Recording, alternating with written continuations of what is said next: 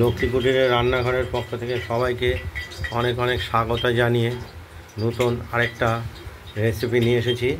সেটা হলো চাল কুমড়োর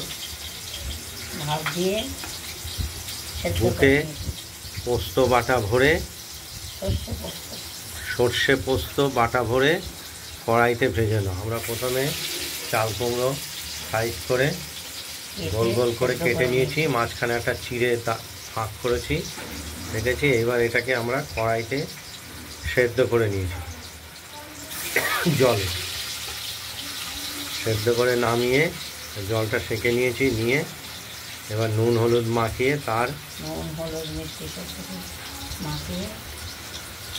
এবার মশলাটা সর্ষে পোস্ত আর কাঁচা লঙ্কা আর মিষ্টি এই মশলাটার সঙ্গে শিলে বেটে নিয়েছি।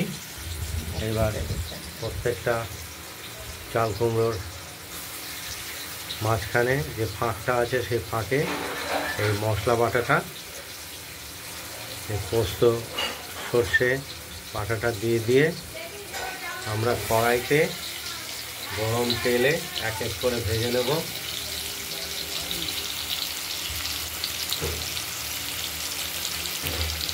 দেখতেই পাচ্ছেন মোটামুটি একটা চাল কুমড়ো, কচি চাল কুমড়ো হলে ভালো হয়, টেস্টটা বেশি। বিচিটা ছোট ছোট থাকবে। এবার আমরা ভরে ভরে এগুলো কড়াইতে তেলে আমরা ভেজে নেব। দেখতেই পাচ্ছেন হালকা হলুদ করে ভেজে নেব,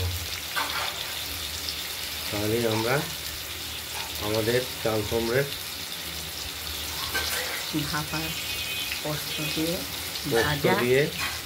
পোস্ত পুর দিয়ে কেটে তেলে ভাজা রেডি হয়ে যাবে। ওটা হালকা হলুদ করে ভেজে নেব। এবার এই চাল কুমড়োর পোস্ত সর্ষে দিয়ে ভাজাটা খুব খেতে খুব সুস্বাদু, গরম ভাতের সঙ্গে খুবই ভালো লাগে। দুটো হলেই ভাজা হয়ে যাবে, ভাত খাওয়া হয়ে যাবে। দেখতে থাকুন, ভাজা দু পিটি ভেজে নিতে হবে।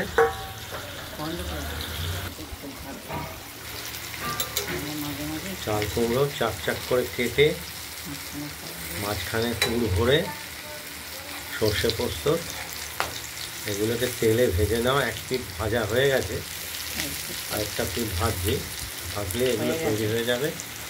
এই চাল কুমড়োর চাক চাক করে কাটাগুলো আগেই আমরা সেদ্ধ করে নিয়েছি,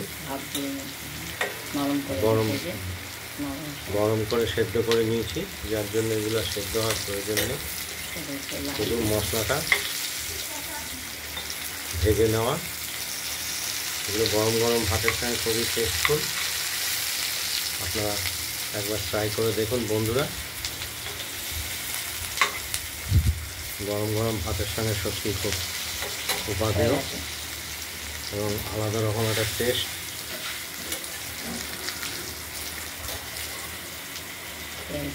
এতে কোনো রকম পেঁয়াজ বা রসুন ব্যবহার করা হয়নি, এটাতেই আলাদা টেস্ট আসবে। আপনারা বাড়িতে ট্রাই করুন, ট্রাই করে কমেন্টস করবেন, আর আমাদের এটাকে একটু শেয়ার করে দেবেন, লাইক করবেন আর সাবস্ক্রাইব করে দেবেন আমাদের এই চ্যানেলটাকে। আজ এই পর্যন্তই, ভালো থাকবেন, সুস্থ থাকবেন। শেষ করছি।